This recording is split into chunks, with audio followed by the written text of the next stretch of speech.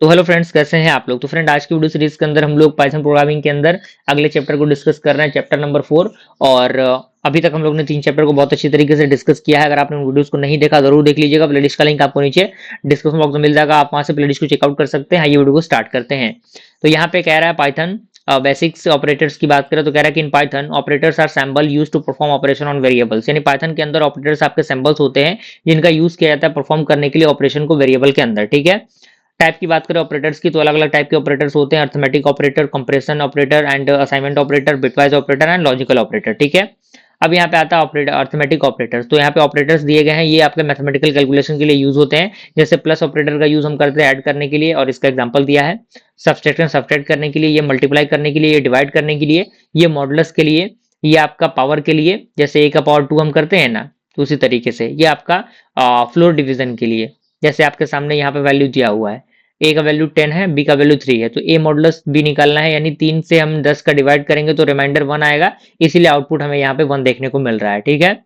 अगर हमारा आता है कंपैरिजन ऑपरेटर, ये यूज होता है कंपेयर करने के लिए वैल्यू को। जैसे डबल इक्वल टू इक्वल के लिए, not equal to not equal के लिए, greater than, less than, less than, greater than equal to, less than equal to. ठीक है।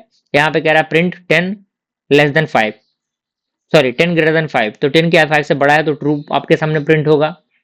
अगला हमारा आता है असाइनमेंट ऑपरेटर। ये आपके यूज यानी वैल्यू को असाइन करने के लिए यूज होता है। जैसे ए इज इक्वल टू 5 है, ए प्लस इक्वल टू 2 है, ए माइनस इक्वल टू 2 है, यहाँ पे ए इनटू इक्वल टू 2 है, ए डिवाइड इक्वल टू 2 है। तो ये आपके चीजों को असाइन करने के लिए यूज होता है। ठीक है। अगला हमारा आता है बिटवाइज ऑपरेटर। तो ये यूज होता है वर्क करने के लिए बाइनरी वैल्यू पे। ठीक है। जैसे एंड आपका यूज होता है एंड के लिए, ये आपका यूज होता है एक्सोर के लिए, ये आपका यूज होता है नॉट के लिए, ये लेफ्ट शिफ्ट के लिए, ये राइट शिफ्ट के लिए। और इनके अकॉर्डिंग सारी चीजें आपके सामने दी गई हैं। ठीक है। क्योंकि आपको पता है कि कंप्यूटर 0 1 चीजों को समझता है, तो 5 के लिए 1 0 1 होगा, 3 के लिए 0 1 1 होगा। ठीक है। और इसी तरीके से हम चीजों को परफॉर्म करेंगे। अगला हमारा तो लॉजिकल ऑपरेटर, जिसके अंदर एंड, जो यहाँ पे कह रहा है कि ट्रू इफ बोथ ट्रू, यानी दोनों अगर ट्रू है तभी आपका कंडीशन ट्रू होगा, और यदि कोई भी एक ट्रू है तो सारे कंडीशन ट्रू होंगे। नॉट, ये रिवर्स कंडीशन होता है। ठीक है। जैसे कह रहा है कि प्रिंट ट्रू एंड फॉल्स, तो ट्रू एंड फॉल्स, तो इसका जो एंड है, तो एंड मतलब क्या, यदि दोनों ट्रू है तभी ट्रू होंगी, तो यहाँ पे एक ट्रू फॉल्स आ गया तो रिजल्ट आपका फॉल्स मिलेगा। ठीक है। ओके।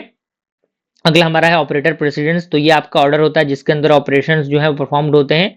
तो प्रायोरिटी की बात करें तो हाई टू लो यहाँ पे प्रायोरिटी दी गई है। जैसे डबल मल्टीप्लाई का पहला प्रायोरिटी होगा, उसके बाद इसका, फिर इसका, उसके बाद कंपैरिजन ऑपरेटर का, फिर लॉजिकल ऑपरेटर का। ठीक है। और इसके साथ एक प्रोग्राम आपके सामने दिया हुआ है। अगला हमारा आता है डिसीजन मेकिंग एंड लूप। यहाँ पे फ्लो चार्ट की बात करें तो ये आपका एक ग्राफिकल रिप्रेजेंटेशन होता है प्रोग्राम लॉग, जो आपका लॉजिक है उसका। कॉमन सिंबल की बात करें तो ओवल का हम यूज करते हैं स्टार्ट एंड एंड के लिए, रेक्टेंगल का यूज करते हैं प्रोसेस के लिए, डायमंड का यूज करते हैं डिसीजन लेने के लिए, एरो का यूज करते हैं फ्लो के लिए। अब यहाँ पे इफ स्टेटमेंट आता है तो ये यूज होता है डिसीजन लेने के लिए, और इसका सिंटेक्स दिया हुआ है।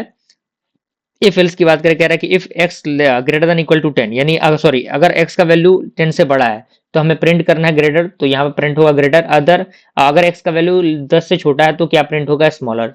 अब यहाँ पे आता है यदि एक्स का वैल्यू 1 है तो प्रिंट होगा 1, यदि ये नहीं है एक्स का वैल्यू 2 है तो प्रिंट होगा 2, यदि ये तीनों कंडीशन प्रोवाइड नहीं हो रहा है तो क्या हमें प्रिंट होगा, अदर प्रिंट होगा। ठीक है। अब हमारा आता है लूपिंग इन पाइथन। तो ये यूज करता है रिपीटेशन के लिए, यानी बार बार चीजें रिपीट होती है ना उसके लिए।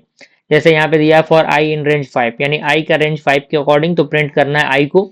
वाइल लूप दिया है, उसका पूरा प्रोसेस दिया हुआ है।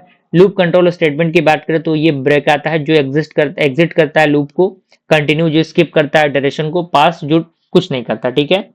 तो इस तरीके से हम लोगों ने चैप्टर नंबर 4 को कंप्लीट किया। जल्दी हम लोग चैप्टर नंबर 5 के साथ कंप्लीट करके इस चैप्टर सब्जेक्ट को भी कंप्लीट करेंगे। ओके, तो मिलते हैं फ्रेंड्स अगले वीडियो में, तब तक के लिए थैंक यू।